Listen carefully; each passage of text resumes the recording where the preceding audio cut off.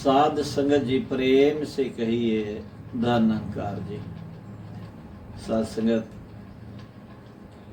अभी आने वाले दिनों में हम सभी वार्षिक निरंकारी संत समागम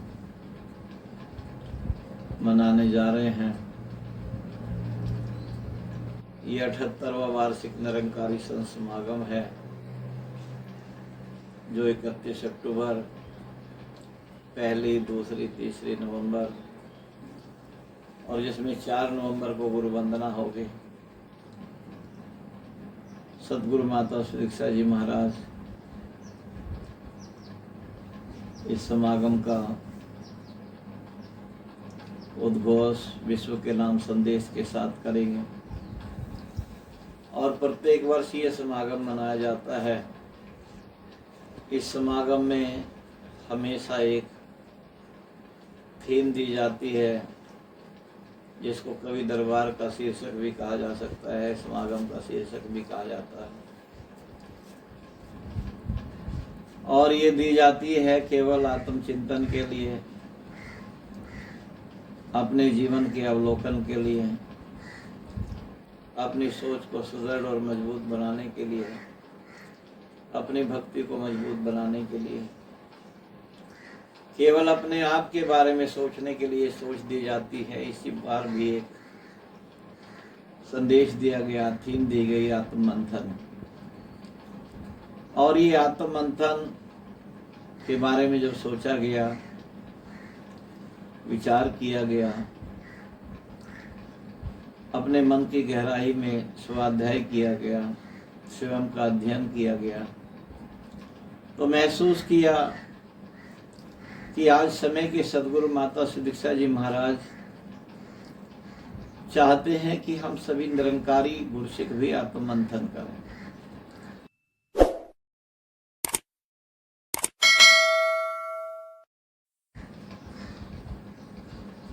दातार सदगुरु हम सबको भी ऐसी शक्ति प्रदान करें कि हम भी अपने आप को उस स्थान पर खड़ा करके देखें जो आज समय के सदगुरु चाहते हैं।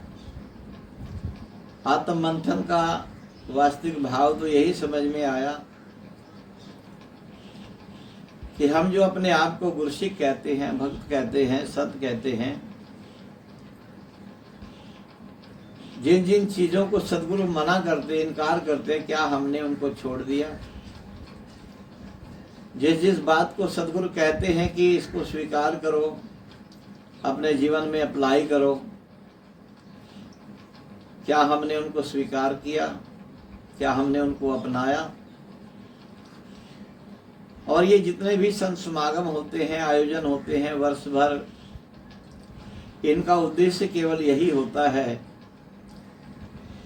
कि हमारे जीवन को लोग देख कर के कहते हैं कि वास्तव में ये जीवन भक्त वाला है, ये एक गुरसिक्खी वाला जीवन है, ये एक संत वाला जीवन है। और इस संत में संपूर्णता नजर आती है, परिपक्वता नजर आती है, मैच्योरिटी नजर आती है, पूर्णता नजर आती है।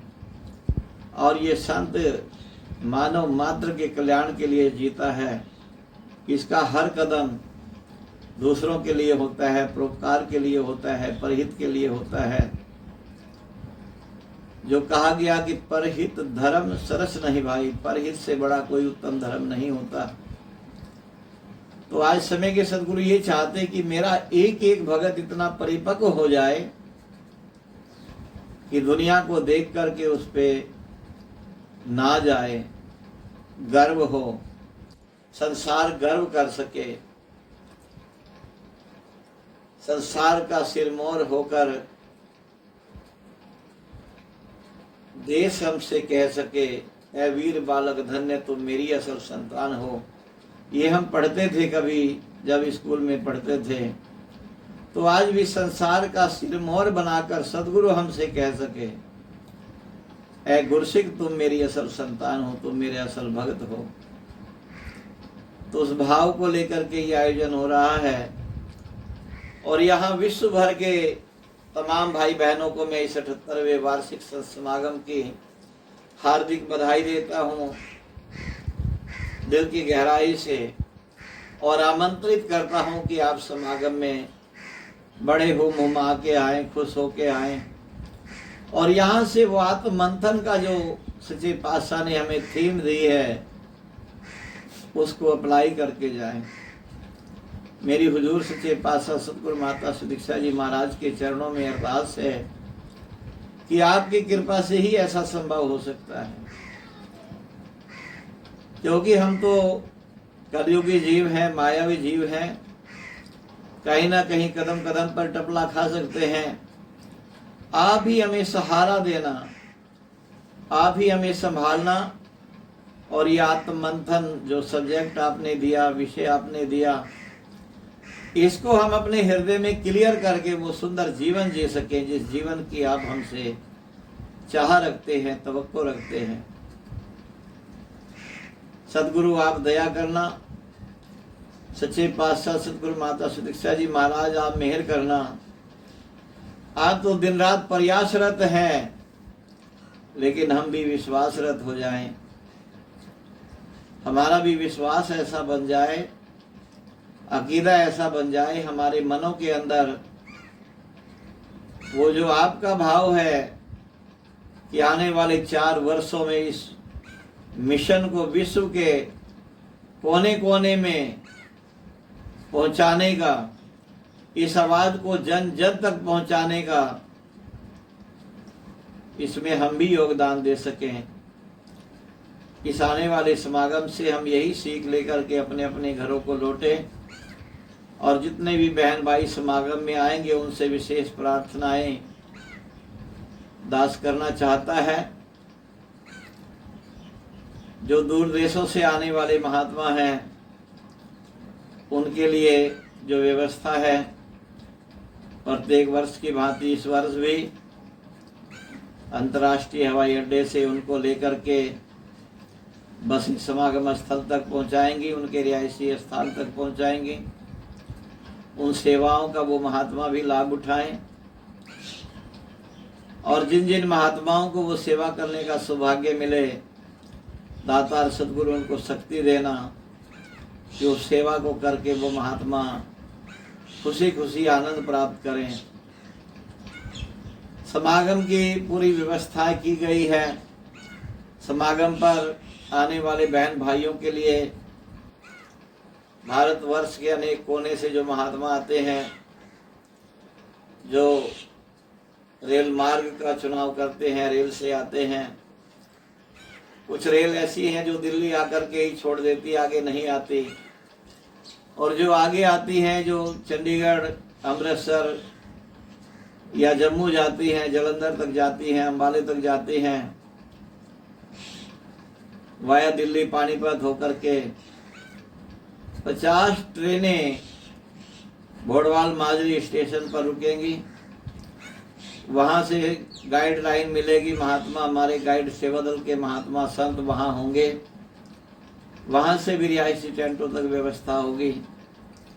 महात्मा उन सेवाओं का भी लाभ उठाएं और जो ट्रेनें दिल्ली रुकेंगी वहाँ से भी लोकल गाड़ियाँ, उनके भी समय वहाँ से निर्धारित किए गए, पुरानी दिल्ली रेलवे स्टेशन से और नई दिल्ली रेलवे स्टेशन से।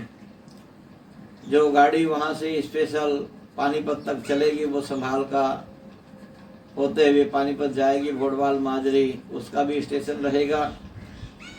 उस सेवा का भी महापुरुष संत जन लाभ उठाएं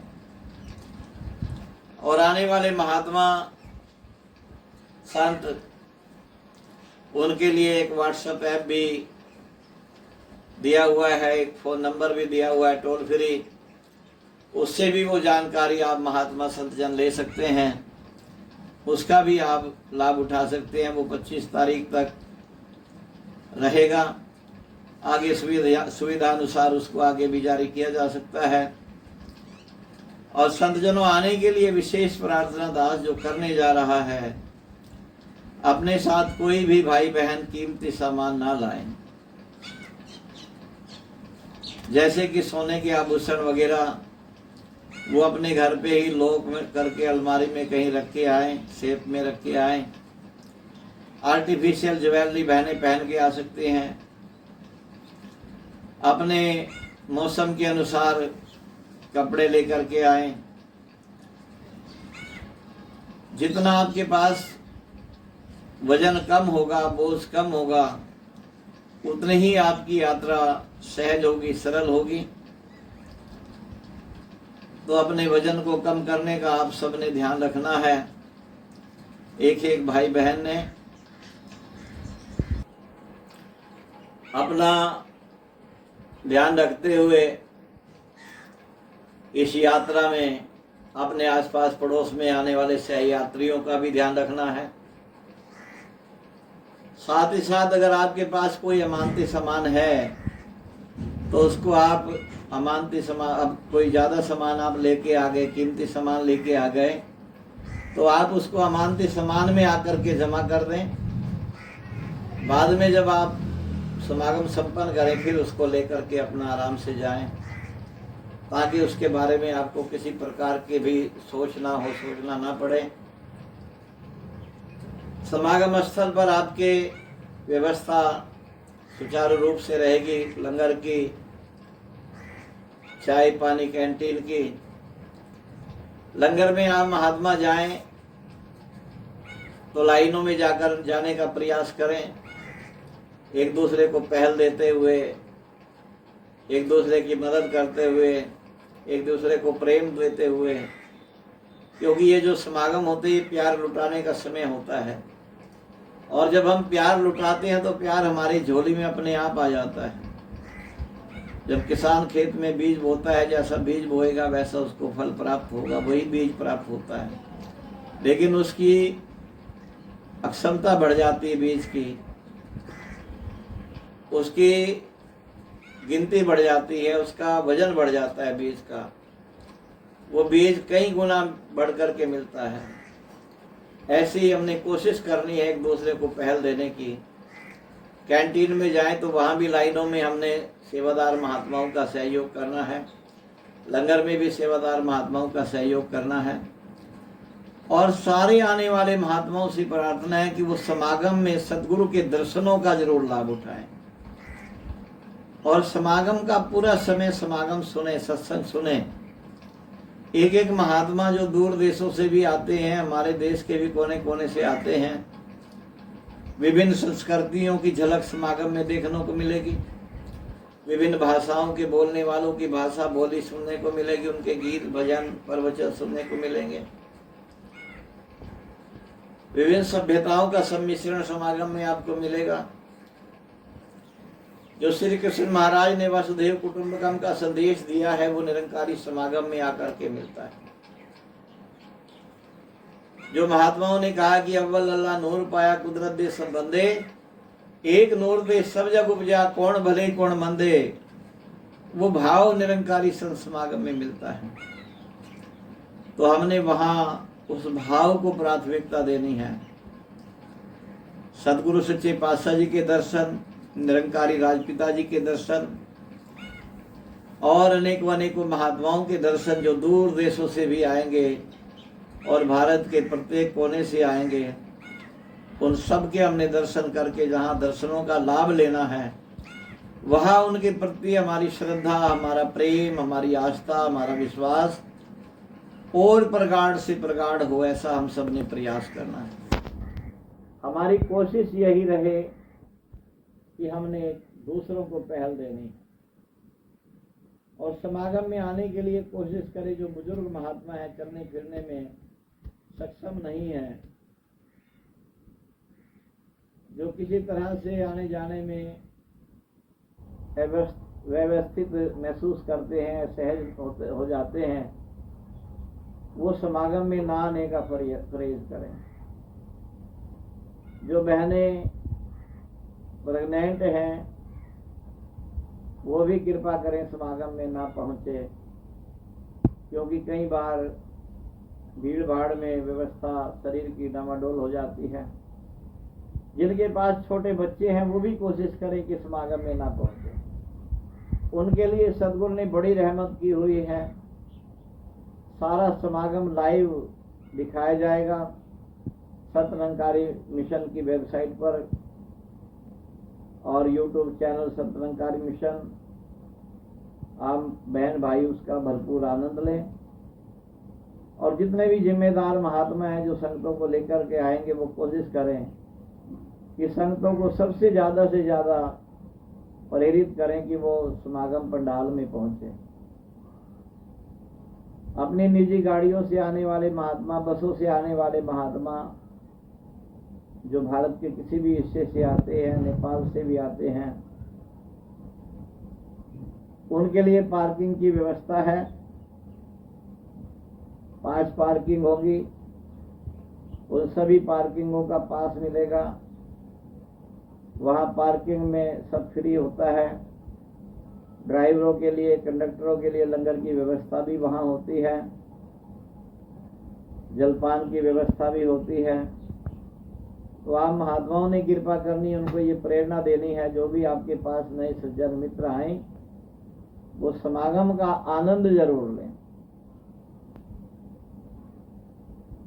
निरंकारी मिशन आज चाहता है कि विश्व के प्रत्येक कोने का प्रत्येक व्यक्ति खुशहाल जीवन जिए, और वो ऐसा खुशहाल हो कि उसकी आत्मा खुश रहे, उसका मन खुश रहे, उसका चित्त खुश रहे, उसके अंदर प्रबलता आए। जो उसके अंदर दुर्बलता आ गई, कमजोरी आ गई, हीन भावना आ गई, कहीं गोरे काले का भेद आ गया, कहीं ऊंच नीच का भेद आ गया, छोटे बड़े अमीर गरीब का भेद आ गया, एक दूसरे को निम्न स्तर का समझने का भेद आ गया। आज निरंकारी सदगुरु माता जी चाहते हैं कि उस भेद को खत्म करके ये मानव केवल एक ही भाव लेकर के जिए कि एक नूर है सबके अंदर, नर है चाहे नारी है, ब्राह्मण क्षत्रिय वैश्य हरिजन, प्रभु की खलकत सारी है। वो नजारा वहां देखने को मिलेगा।